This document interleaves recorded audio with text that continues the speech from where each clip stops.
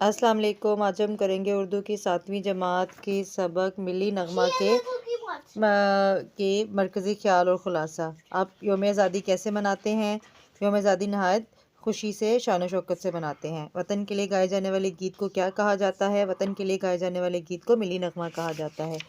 आगे है चाँद मेरी ज़मीन फूल मेरा वतन मेरे खेतों की मिट्टी में लाल यमन। तो ये देखें इसका मरकज़ी ख्याल और ख़ुलासा। इस नज़म का मरकज़ी ख्याल वतनियत है। शायर इस नज़म के ज़रिए वतन से अपनी अकीदत और मोहब्बत का इजहार कर रहे हैं और अपने वतन को चाँद और फूलों से तशबीह देकर इसकी अज़मत बयान कर रहे हैं। ख़ुलासा इस नज़म में शायर कहते हैं कि हमारा वतन चाँद और फूल की तरह खूबसूरत और प्यारा है। यमन के कीमती मोतियों से भी ज़्यादा अच्छी फसलें उगती हैं। किसान मेहनत करते हैं, हमारे लिए ज़रख़ेज़ फसलें उगाते हैं।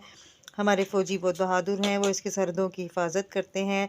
वो सब एक चमकते हुए बदन है जो पसीने में डूब कर इस मुल्क को हिफाजत करते हैं। मेरे कश्तियाँ चलाने वाले मुल्हा लहरों से लड़ते हैं।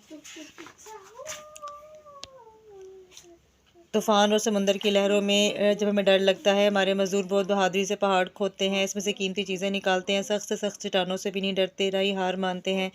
हमारा वतन इस्लाम की बुनियाद पर बना है। हमारे सरहद पर हमारे फ़ौजी नौजवान ईमान की ताकत के साथ इसकी हिफाजत करते हैं। हमारे शहरों पर कुरान का साया है। हमारे वतन का एक नौजवान हज़रत अली की तरह बहादुर है। यही वजह है कि हमारी ज़मीन चाँद और